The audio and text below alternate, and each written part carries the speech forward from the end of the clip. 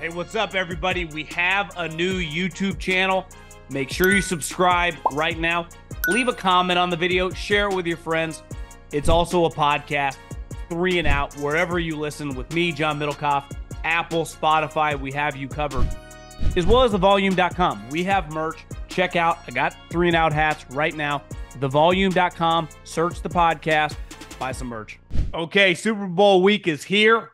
Wanted to dive into some initial thoughts on the game regarding Mahomes, Andy, Shanahan, just some overall takes of the two teams. And then we got to dive into Las Vegas. I know the league now has had a team there with the Raiders for several years, but putting the Super Bowl, easily the most important week of the year for the sport. It's really the sport's week-long party, the event for, not just the two teams, but the league as a whole. And who would ever thought this 10, 15, 20, 30, 40 years ago? But now we're up and running and get ready because Vegas is going to be on the rotation. Have some thoughts of we should just limit the rotation to like 5, 6 cities. Kind of we'll discuss that. And as well as some of this coordinator movement that's currently going on. We'll touch on that before we get out. But obviously this week, have a lot of content, a lot of mailbag. So at John Middlekauff is the Middlekauff mailbag. Fire into those DMs and get your question answered here on the show. And we'll be in Vegas Wednesday, Thursday, Friday. So we got a lot going on. This is a fun week. We'll obviously do a big podcast this week with Stuckey going over all the props. I mean, there is like 8 million props right now. You better believe we're going to be gambling. So props to my friends at DraftKings. But first, before we dive into football, God, I love this week. Here's what I need you to do. Grab your smartphone, grab your iPad, grab whatever you use to download apps. And download, I don't know, my favorite app of all the applications, Gametime, the official ticketing app of this podcast. Right down the street from my house, Waste Management. The biggest party in golf is going on this week. Are you coming to Scottsdale? You want something to do this weekend? If you're not going to go to the Super Bowl, go to Gametime. Look at the tickets. Download the app. See where, hey, you want to go sit on hole 16? You want to go party on hole 18? They got you covered. Promo code JOHN, John, saves you $20 off. Concerts, comedy shows, spring training, hockey. I'm a big hockey guy. Been to one game. Plan on maybe going to another sometime. Here's what you do. Download the Gametime app, promo code JOHN, save yourself $20. Price points, the best. Save a little money using my promo code JOHN. Where do we start? The coolest part about Super Bowls or championships, I'm a golf guy, majors, is how winning one of those, or once you win one and then you start winning more, how you start heading into this world that we really can't quantify. It's what makes sports kind of so special, right? We argue, if we like sports till we die, about who was the better player, who was the better coach. This guy won 3 championships. Well, this guy won 6. Well, this guy only won 1, or this guy never won 1. And that's never the category you want to be in, right? You play, you coach to ultimately get to the mountaintop. And the mountaintop in the sport of football is winning the Super Bowl. And listen, as someone who's owes a lot of my career success for just being able to say that I worked for Andy Reid. He was incredible to me when I worked for him, and he's cool now to me. And my mother, who has become a diehard Chiefs fan, listen, he's an easy guy to root for. And in a weird way, I grew up a 49er fan. I was rooting for him in 2020 because of how hard he worked, of how close he had become, or how close he had gotten before, and just kind of the narrative surrounding his career. And obviously, once he won that in pretty dramatic fashion, the floodgates is open, and now we all kind of universally talk about, like, Andy Reid's the best coach in the sport. He's won another one. He went to another one and lost. So it's just he's rattling off all these victories. He's back again. Like, there's not really much argument with Andy Reid right now, right? It's just how many is he going to win? He's really trying to chase him and Mahomes now, too. Like, obviously, ideally, you'd love to catch Belichick or Brady, but it's just this imaginable or unimaginable destination that we love bullshitting about because they've already won enough to be all-time greats. right? John Elway, who when I was growing up was considered easily before Peyton and Brady, right? Like in the late 90s, before those guys really hit the scene, as arguably the second best quarterback. Dude has 2 championships. And once he won those, like in his late 30s, like Elway validated it right behind Montana. Mahomes already has that. He's 28 years old. So, I mean, I think if we were a betting man, even if he didn't win this one coming up on Sunday, he's probably going to win another one in his career as long as Andy Reid stays around for a little bit. So they're just chasing this, like, what seat do I get when I go to football heaven one day? As John Madden says, he likes to think when he's asleep at night, he dreams about when the Hall of Fame doors close, all the different heads in the Hall of Fame talk to each other and bullshit about football and probably argue about football. I was better than you. I won more than you. What we all do, because that's what human beings ultimately resort back to. And to me, the Chiefs are chasing something that you can't quantify, right? And it's to enter this territory, dynasty territory, all-time great team territory, and just led by this all-time great championship core territory, which is their coach, their quarterback, their tight end, and their pass rusher, who would have all these Super Bowls, all these accolades, and would just go down the rest of my life as just being talked about one of the greatest NFL operations we've ever seen. I think Kyle Shanahan is in a completely different category, clearly. And he kind of has what Andy had when he was in Philadelphia. Like, is this guy ever going to do it? Like, it's not even arguable anymore that Kyle Shanahan's a really good coach. We all, it's pretty clear. He has, 8 playoff victories since 2020, right? Think about this. Mike McCarthy, who's 60 years old and now had Aaron Rodgers, been in Dallas forever, or at least, making the playoffs the last 3 years, has 11. Kyle's already got 8. So, we don't even question, we know he can get number 1 seeds. We know he can win the division. We know he can win playoff games. It's just going to come down to, can the guy win the Super Bowl? Can Kyle Shanahan, who in a weird way represents what Mahomes and Andy do together with the Chiefs? When you close your eyes and you think the Kansas City Chiefs, now you kind of think Taylor Swift too. But you definitely think Andy Reid, the coach, and Mahomes, the power duo that's unstoppable right now. When you think the 49ers, Kyle Shanahan, in a weird way, is kind of their poster child, despite having all these players, right? McCaffrey, Bosa, Trent Williams, George Kittle. Their coach is a star, like a player, especially when you talk about the offense. He's the brains behind the whole entire operation. He can use anyone at quarterback. But can he get you over the hump? And in a weird way, and I've always pushed back about this, everyone's well, he blew the Super Bowl. He wasn't the head coach. He was the coordinator. No one has ever been absolved from a disastrous loss like Dan Quinn. When you bring up 28-3, no one ever utters the 2 words, Dan Quinn. He never comes up. It's Matt Ryan. It's usually all Kyle Shanahan. If you're going to talk anything about the Atlanta Falcons, Kyle Shanahan screwed up. No coach has ever just absolved from the results like Dan Quinn somehow has avoided that. But it's just a reality of the situation that Kyle Shanahan got that L pinned on him. You'd be well, it's his fault. I should have ran the ball. His job is to score points. The head coach at any moment can tell you to do whatever he wants to do. He is the boss. So I think this is a massive game for Kyle. I think he has the most on the line, right? Because ultimately, if Andy and Mahomes win this, what does that actually mean?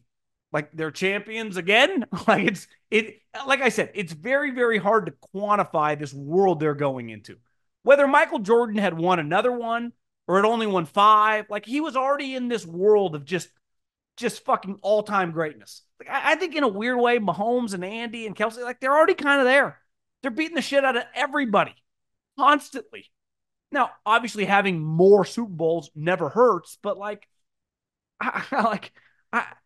unless you're going to tell me they're going to get to 5 or 6, whether you get to 3 or 4, what are we really talking about? To me, Kyle has the most on the line this upcoming Sunday, because if he wins it, I see it with John Harbaugh, in Mike McCarthy, in Mike Tomlin, and now Sean McVay's going to have this for a long time. You can always have the trump card of Tomlin just can't get it done anymore. It's yeah, I'm a champion. I got a Super Bowl ring. Everyone loves to call Mike McCarthy the village idiot. Look at him in Dallas. He just can't figure it out. got his ass kicked in the first round. He's like, remember when I won the Super Bowl 2010? You guys remember that? I beat the Pittsburgh Steelers. I went on the road and I won all those games with a roster that was really injured. I'm a Super Bowl champion. You guys want to see my ring? I can show it to you. I actually don't have it with you, but I got about 50 pictures on my phone. And when you have that, people can talk shit about you because that's the society we live in. And people can try to, diminish your accomplishments or say how much you're currently struggling. And honestly, some of it's fair, but no one can ever take away the championship from you. And Sean McVay, a guy that won it a couple years ago, like whether he ever wins one again or not, he's got that one. And that changes your life. And this is not basketball when you have a great team. You're guaranteed to like get to the finals 3 or 4 times, probably win a couple. Like football's really, really hard. Think how hard it was for the Chiefs this year. So I think the pressure on the 49ers and Kyle is just immense. And I think when you think about this matchup, going back to when they played in the Super Bowl in when it was that February of 2020, it's kind of the opposite of what it was then. At the time, Mahomes was like one of the greatest offensive tornadoes we've ever seen. It's like, what is going on in Kansas City? This is just an unstoppable force. Him, Kelsey, Tyreek, Andy, it was bombs away. They could score at will on anyone. But it was like, their defense kind of sucks. Their defense just isn't that good. The 49ers were the opposite. It was like, Jimmy Garoppolo, he's kind of a game manager. They don't really have receivers. They got this young guy, Deebo Samuel. Kittle's solid. Bunch of random running backs. But it's a defensive-led team. Awesome defensive line. This ascending young linebacker in Fred Warner. Drake Greenlaw had just made one of the biggest plays in 49er history. People might not remember, but the week, it was at the time, week 17, the Niners had to win the division and get the number 1 seed, the last game of the season, on the road in Seattle. And Drake Greenlaw made a tackle that, if he doesn't right at like the half-inch line, that ended the game. And if he doesn't make that tackle and Seattle gets an extra inch and scores, the 49ers would have been a wild card. Seattle, I don't think they would have been the number 1 seed. They might have been like the number 2 or 3 seed, but the Niners would have lost the division. So Greenlaw was like this rookie player, but it was clear they had something there. And Richard Sherman at the time was an all-pro, and they were a defensive team. It's kind of the opposite this year with these two teams. Like when you think the 49ers of old, their defense has been really good and a dominant force and helped them win a lot of playoff games. We've all seen this team the last couple of weeks. Their defense has been an abomination. Their defensive coordinator and John Lynch both had to talk about how effort, what we just witnessed last week, and they're kind of talking about Chase Young, is not allowed here. Because effort, for the first time in a long time, was being called into question with the 49ers defense. Like, guys aren't even playing. And they have looked like a shell of themselves in these 2 playoff games. They were the number 3 scoring offense in the NFL this year. They almost averaged 29 points a game. They were an unreal offensive unit start to finish this season. The Chiefs, while known for offense, actually have the 2nd-rated scoring defense this season. And when you watch them, like, they're a gritty, tough, physical group. One thing I always admired about some of those earlier Niner teams with like Saleh and D'Amico is all their DBs tackled. So obviously your front 4 is always a physical unit, and then you got good linebackers. Your front 7 is going to be tough. DBs can be hit or miss, right? Some corners don't like to tackle. You watch the Chiefs, all their DBs tackle. They are willing, physical defenders. And that is not that usually the best defenses have that, and they do. Like their offense, let's face it, led the league in drops. Just when you watched them, struggled to score points. I mean, how many games this season were they struggling to get above 20 points? And in their heyday, they closed their eyes and got to 28. That's not the case here. Now, the one difference with them, and this is why we talk about the greatness with the franchise, is like, well, the playoffs come, what happens? Well, Valdez-Scantling starts catching balls. Travis Kelce, who started looking like he was slipping during the season, starts looking like the Hall of Fame version that we came to know and love in years past. And obviously, Mahomes at any moment can just dominate a game. But the one thing historically with Andy Reid, he's always been known as a guy that wants to pass. He's not a big runner of the football. Not that he doesn't have good running backs, because historically he's had great running backs, but he likes throwing them the ball. He's a big screen game guy. He's not someone who's going to have 25 to 30 carries a game for his running back. That's changed, especially down the stretch. I think Isaiah Pacheco, 2 of his last 3 games, is over 24 carries. I think in the playoffs, he's averaging almost 22 carries a game. So they are a willing running team. Why? They kind of have to be. He's probably right there with Kelsey as like one of their best offensive players. And the one thing you look at the 49ers, you go, well, the defensive, run defense that you guys have shown the last couple of weeks has been a fucking disaster.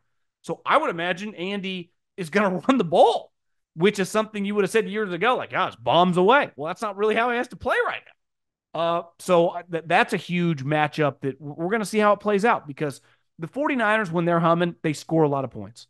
It's why I think if you're going to look at MVP odds, obviously you can never go wrong betting the 2 quarterbacks. Whoever you think's going to win, just bet Purdy or Mahomes. I do think Deebo Samuel is a pretty big wild card. He has historically been one of the bright lights guys for the 49ers. When he plays well, they are a very, very tough team to beat. You saw last week, he flipped a switch and he kept him in the game. The other thing with him is like, he could have a game where he gets 5 catches for 80 yards and a touchdown. He could have 4 carries, bust 1 for 50 yards and a touchdown. He could just have one of his long touchdowns could come maybe in a 17-17 game going into the fourth quarter. To me, looking at the board, he might be the best value non-quarterback. He's who I would go with if you wanted somewhat a quote-unquote flyer. The only Chief that I thought, now he's a long shot, and it's not very often that a defensive lineman wins this. The Niners center and guard combination is not great. So if they get into a position where they're down like 13-3 and they get into more of a pass-heavy situation, it's not inconceivable that you see, like, could Chris Jones have 3 sacks and maybe one of the sack is like a fumble touchdown? Well, I was at the Super Bowl when it was Von Miller and Malik Jackson and DeMarcus Ware and Derek Wolfe and that defensive line, and they dominated that Carolina Panther team. And Von Miller ended up being the Super Bowl MVP. So one of the big themes this week is this is an awesome Chiefs defense against an awesome 49er offense, where when you look back at the previous Super Bowl, it was the opposite. It was one of the great offenses we've ever seen against a defense, especially their front four, which was dominant.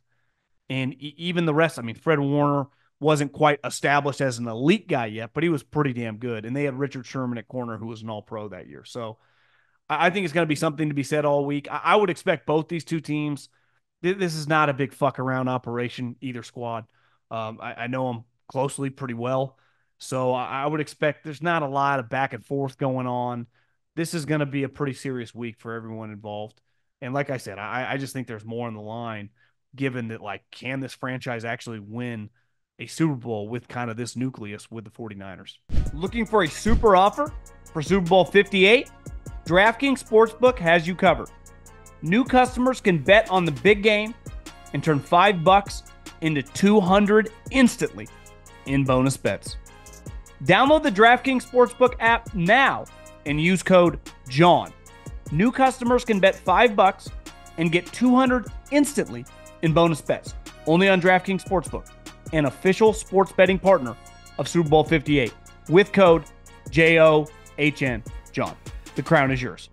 Thinking about things changing over time, I remember probably 3 or 4 years ago watching this documentary on Tony Hawk, and I might have had an edible or two, and I remember watching it thinking, like, it's pretty crazy that whatever your parents or that generation when you're a kid kind of look down upon or tell you not to do that is very popular usually becomes, it becomes very popular in terms of universally accepted, and the corporations get involved in future years because things change. And I remember Tony Hawk talking about there was no money in skateboarding. It was frowned upon. Everyone thought you were a punk. And then like 10, 15, 20 years later, the X Games happened, the video game happened, and it was monetizable. And there was a lot of money behind it. And I think about with myself that, like, when I was a kid, my parents used to get so mad about playing video games. And obviously video games were nowhere near as good as they were now, like in the mid to late 90s. But it's getting pretty good, PlayStation, Sega. And my parents used to always take my video games away when I would get in trouble or I'd get bad grades and tell you get dumber, read a book. And then now it's like you can make millions of dollars playing video games. So, like, whatever, if you're a parent right now and you're getting mad at your 7, 8-year-old for doing something, that is probably going to be worth a lot. Now, I wouldn't put all your eggs in one basket trying to master that craft, but like in 15, 20 years, 10 years, like that's going to be viewed dramatically different. And Vegas is a good example of a place like when you look at like the 70s and 80s, I do understand the NFL not wanting to be in business with gambling slash Vegas. It was a mob run operation. Now, some of their owners not only had mob ties, mob money, bought their teams. I'm not going to list them right now, the Raiders, 49ers. But the reality is like it wasn't federally legal. I've said this forever about marijuana. It's like, do you think the owners actually cared about their players getting high, getting stoned? How many owners do you think smoke weed, now take edibles? Probably a decent high percentage. The thing had to do with insurance. It wasn't federally legal. It's still not. It's why you see guys like you open up your phone, you're like, oh, Darius Rucker got in trouble. It's like, well, yeah, he had marijuana in the car. It's like, what are we doing? Some of these states, if you get in trouble for having a joint in your car in 2024, I fucking can't take you seriously. I really can't. But like, think about that. When I was a kid, you wanted to get a dime bag, you had to meet someone in the back of McDonald's or Burger King in pitch black and turn your lights off to make a quick transaction.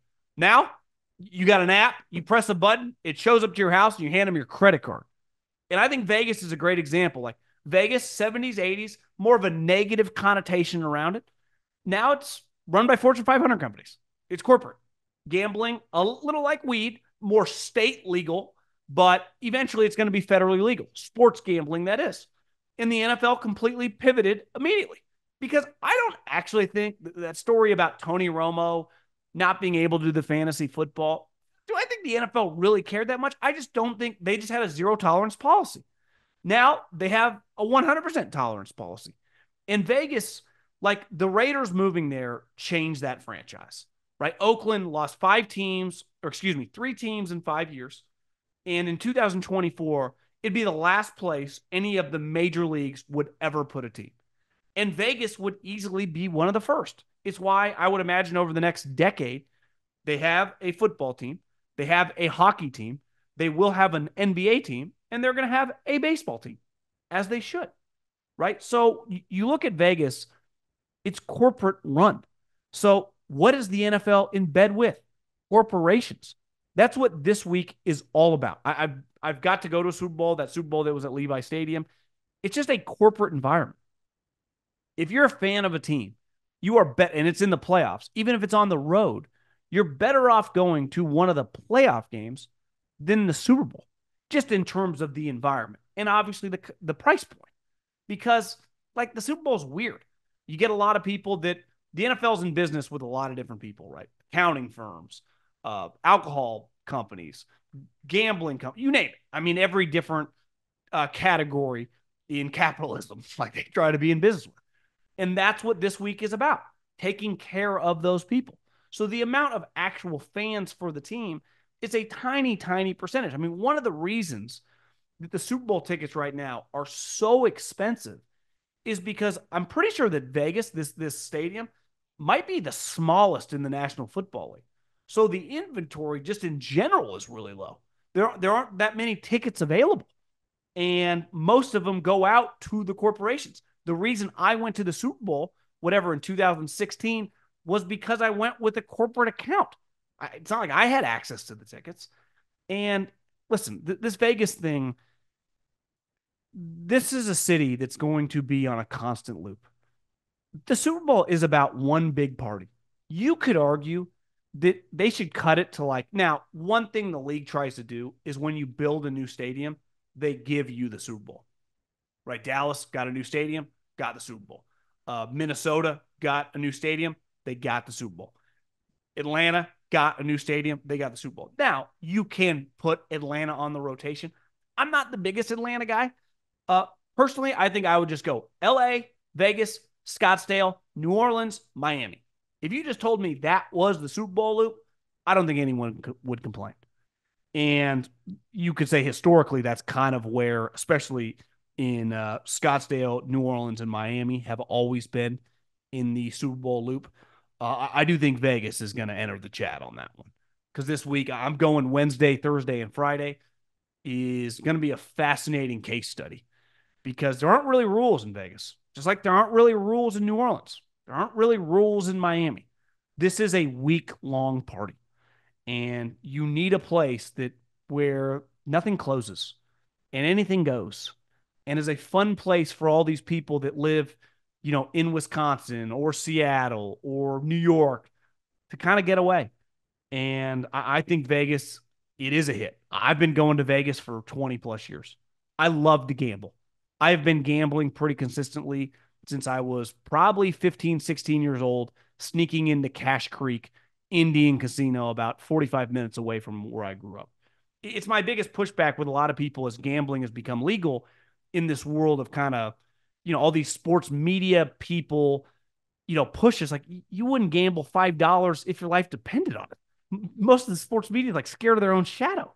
It's why I think the people that actually gamble, it really resonates because it's something I do. It's one of my lone hobbies. I like to bet on sports. I just lost a couple $100 playing golf yesterday. Just gets my juices flowing. It's my competitive. It's a lot of people's competitive. I used to like playing blackjack a lot. Don't play that as much. But I definitely sports gambling is something that I do at high rates. And, from once football ends, all in on golf. And I gamble on golf on a weekly basis. And Vegas just, the other thing is Vegas gets this knock. I think for a lot of people that don't go that often for being kind of this like dirty, scummy place. You ever gone to Vegas? Like the high end restaurants they literally have something for everyone. If you don't like to gamble, you can shop, you can eat.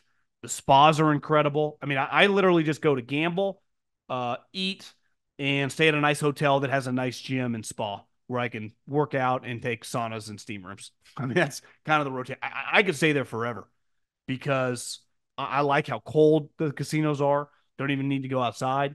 So I'm really excited. And I think this thing is going to be a massive, massive hit and get ready for this just to come back on loop. And like I said with the Tony Hawk thing, things go in cycles. Whatever is viewed upon as very negative, the moment you can monetize it, and the moment it's pretty clear, like there's a lot of money behind this, that's how America works. And we triple down on that thing. And that's what happened with Vegas. It's why I'm a big, like, I'm not just saying this because they're partners of us. Like, I own a lot of DraftKings stock. And part of it is like, I believe in the company. I've been using them now for a couple years in terms of their app. I also think one major difference moving forward in these gambling companies, like forever MGM or whoever, before sports gambling was legal, it's not like I could place a bet 5, 8, 10 years ago. Think about the added revenue to be able to gamble from the majority of states in America, right? Before, like I had to go to Vegas to place a bet on the Super Bowl if I did not have a bookie or whatever. So that's been a game changer. And I'm just a big believer in the company who's taking all the market share and bleeding out, the other companies because not only were they a first adopter, I just think they're better. And yeah, so we'll have podcasts all week long. Very, very excited. And Super Bowl week's here, baby.